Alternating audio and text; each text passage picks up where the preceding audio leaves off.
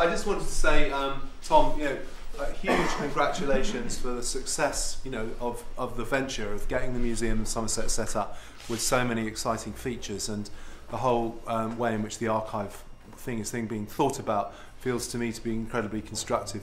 I mean, we have this situation where people walk in the door here with cans of film, which get put upstairs or put into cupboards, and we, with the best will in the world, we want to do things with them, and if it looks like a serious collection, we'll be on the phone to Trevor and talking to him about it. But a lot of material, there's an awful lot of material out there, and we always, we're all constantly on the hunt for the resources to digitise that material and properly catalogue it, look at it. And I just wanted to sort of flag up that, the dream for us is that there is a system in place in the county whereby when material comes in, there's a proper place for it to go, and perhaps a partnership approach to the budget required for it to be properly looked at and catalogued along the way. And I hope that we may be able to partner you with other partners present here today in that venture in the future. But again, congratulations, and great to hear about the museum. Yeah, I must admit, I'm really looking forward to going down to the Heritage Centre, because I think I might have mentioned in the email to you Capture Highbridge, which is one of the websites that's come out of one of the projects that we were involved in. That's kind of a place where, if you can toggle to the, can we just toggle to the? Should be it. There we go. Yeah, there we go. So this is it was based on the Highbridge History Project, which was a book that was kind of put together through volunteers in Highbridge. So that's formed the kind of basic contents of it. And it's a WordPress blog, and members of the public are kind of signed up as contributors and editors. And so just the front page, of course, because it's always the blog, here's just some of the things. So very recently got an email from Janet Cann sending her memories of being evacuated to Highbridge, and then it just then prompts other people to kind of post up their memories too. Here's something that was just on a community forum that we picked up on, where somebody was wandering through a graveyard and saw a gravestone that's what's engraved on it, in memoriam. And then members of the community were just out there on the internet trying to find the answers, and someone then posted up this little newspaper clipping and so on and so forth. And here's a film. Someone whose father was a teacher in King Alfred's had got this archive film from the 60s, and so people are just posting up all this material all the time. So it's just an example of one place that it's kind of going to, where that material is being posted. Trevor, could I turn to you now? Can we knock off the projector, please? Well, we're a charity, and we've been going in our previous guise as Trident and our present one as Windrose for 26 years.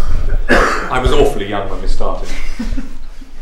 But we do all kinds of things in the media, as does this organisation, of course. Everything from radio drama to an internet radio station for farmers to television production on all sorts of rural issues, including mental health and things like that. But one strand that's run right through our work for 26 years has been saving old film of local life in Somerset, Dorset and Wiltshire. Now, we're about as dispersed as any organisation can be. We don't really have a centre. Our whole meaning really is outreach, working across those three counties in as broad a way as we possibly can. Now, we're not a classic archive. We don't store the original films. It is truly excellent that we have a partnership with Tom's organisation and its equivalent in Wiltshire and Dorset, and also with the South West Archive and the National Archive, because that is the proper home. Those are the proper homes for original films. What we do is work in the community, one, to find films and save them. Of course, even as I speak, somebody's throwing some film away, dumping it in a skip because somebody's died and they don't realise it's of any importance, or they're running it through the projector for the last time and tearing it to bits. Those things are happening continuously. So we have to be out there amongst the people who live in these areas getting out the message that if they know of any old film that ought to be saved and seen again, they need to be in touch with us, and we can do something about it. Second, of course, is the whole process of copying, of digitisation, which is where we're constantly raising money, as Phil's already indicated. That's one of the most expensive parts of the operation, to get it done properly. But having done that, and the originals being stored under the proper conditions, with the proper organisations, we can then create all kinds of things with this material. Obviously, we do shows. We do all the classic things in that sense. We take this material out and tour it. Edited sequences made especially for the shows, so that we can have a kaleidoscope of different films, a whole mass of different subjects in the course of a show which usually runs for about a couple of hours. And these can be seen in village halls, in theatres, in cinemas, right across the 3 counties. I've had to backpedal a bit on them this last year because with reorganisation and so on, we've had quite a lot to do. But I'm hoping next year we'll be doing more than we have this year. Now, the shows are an obvious thing to do, but they're important because those are the interface with local people. And not only do you get people coming forward with films, even occasionally physically, here's a can, as Phil was saying, and it does happen, but also we accumulate local knowledge. People tell us about the subjects in these films, and occasionally you sat there holding forth about films from a position of almost total ignorance, just hoping nobody notices, and a little voice from the back suddenly comes up and says, "That's my grandfather," or "I used to do that," or whatever, and one can accumulate an enormous amount from that. But that is only part of it. Our whole purpose is to put this material to use, as I've said. Therefore, what we do is build projects around it. Now, we're a strange organisation in the sense that we don't have any core funding and haven't had for 26 years, so we have to keep thinking up projects. And we've done all kinds of things with these films. I can never remember, so I have to write some of it down. We've worked with environmentalists, for example. Of course, in archive film, you can see how the landscape has changed. Certainly how way of life has changed, how farming has changed, whatever it may be. And that puts enormous value, not monetary of course, but in other respects, on films of ordinary, everyday working life as opposed to special events or purely family things.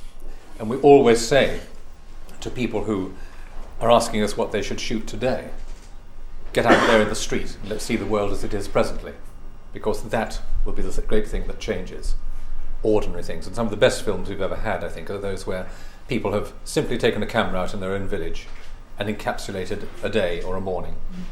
And that is sometimes quite wonderfully enlightening. So, we've done that sort of thing. Occasionally, the environment itself is a feature of these films which changes radically and which will tell us a lot. We've also worked, obviously, with oral history, and you can start an oral history project by showing people old films. And you can present the results of that oral history project alongside old films, so that it becomes a very attractive and enriching experience. And with working with various museums, we've quite often united oral history recordings with film. So you have a soundtrack, which is as authentic as anybody's personal experience and memory can be. So it goes beyond that. Obviously, we produce DVDs. I mean, this one's actually for Wiltshire, but it's one we just brought out, Salisbury and South Wales. And people are ringing me every day of the week because the newspapers didn't put the proper address in, and I'm having to say, get a paper and pencil, and can I spell it for you, and all this sort of thing, and it's gone on for days and days. But it's going like hotcakes, I'm glad to say. Ordinary DVDs which combine old film with memories and the particular knowledge of people who are aware, far more than we are, of what those films mean in the lives of human beings. We've got a project which is just a prototype at the moment, called Close Encounters, which is at the moment in Wiltshire and Dorset. It will extend into Somerset. It's only got 4 locations on it at present, and the website isn't yet live, but basically it's just a very, very simple idea, as all the best ones are, I hope, which is you have a map on a website, various places are highlighted, you click on one of them, and you reveal that place in old films. We add new video and new audio as well, so that the community is, as it were, addressing the world. But you can see that place as it was and as it is, and you can have links, of course, to every other website relevant to that place. It's a geographical laying out of these films, and other material, so that you can discover it in a different kind of way, because you happen to be interested in that place or in that group of people. We have, as you know, as has already been mentioned by Deb, a project called Capture Somerset, which is our joint project with Somerset Film. And that's partly about searching out new film, and the earliest we've found so far is 1903 from Clevedon, in partnership with the Curzon Cinema there, which means that Somerset now has the earliest film of any of our three counties. It was previously Dorset, the great Sherborne pageant of 1905, and Wiltshire was sadly lagging behind with only 1908. But anyway, now we're back to 1903, so one day we'll find some Victorian film. I have turned up Victorian film, but it was Lumiere Brothers material, some of their famous old sequences, the train arriving at the station, feeding the baby and so on, but in amazingly good condition. And I long to find something of not quite that vintage, but at least prior to the 1900s, which pertains to this county. It will happen one day. But the other half of Capture Somerset is, I think, equally interesting. We're training what we've called community chroniclers, and that is local people who want to create the archive of tomorrow, who want to shoot new material now, competently and selectively, focusing, I hope, on those just what I was talking about earlier, everyday things, ordinary life. And that material will get shown alongside the old, because one of the tricks of getting new material exposed to audiences, of course, is to attract the audience by the old material, and our shows have brought in tens of thousands of people over the years, and inserting new material into that so that people can see that that is an equally valid experience for them. It tells them not the same things, it tells them great things by contrast with the old. Now, that has gone along very nicely, and it's encouraged me to build another project, which at the moment is Wiltshire and Dorset, but I suspect we'll be moving it this way as well, which we're just calling Forever Archive, which is a deliberate attempt to put across the idea that archive is a continuum. It actually goes on for as long as there are human beings and the media to enshrine it. So I haven't got it fully funded yet, but it's nearly there. What we'll be doing is actually making video portraits of people, not famous people, not celebrities, but people who have lived interesting lives in the community. And they could be old people, they could be children. But different perspectives on life, and not just talking heads, but a portrait of their lives in a very small compass. And we will be doing, of course, the trick that the old cinemas did when they had films made. They used to shoot films so that as many people as possible were in them, so they'd all pay to come to the cinema. We're doing it slightly differently. We're shooting material of local people so that their friends and their families will want to come to the shows that we do at different venues. And that material will become museum displays as well, because we have museums in the partnership. As I say generically, probably wrong now, Tom, the record offices in those counties will also have copies, as they have copies of nearly everything that we do. And we have venues involved so that there will be shows which just try this whole trick of getting people in, showing them old, showing them new, and just emphasising to them that this goes on forever. So that brings me to the final thing that you can do with archive. There are many things you can do with archive. The final thing that we're currently engaged in on archive, which is using archive to inspire new creative work. Music. We've commissioned music on a number of occasions as soundtrack for films, and had live performances with the film on the screen, which is great stuff. Hair-raising, particularly when as in one recent example, when the volcano went off, the composer and conductor was stuck in Mumbai. We had to get somebody in at a moment's notice whose nerve nearly went. He had to go and sit by the sea and think. But it went off as a triumph. Poetry. We've commissioned poems to go with films, and I'm going to show you an example in a moment. It's the kind of thing that can be done in a whole variety of different manners. And the idea, of course, is that these are not just the products of amateurs going out and squirting off film at random. There is something there that can be picked up intellectually and creatively and developed into something more. It has to be the right films, but it can be done.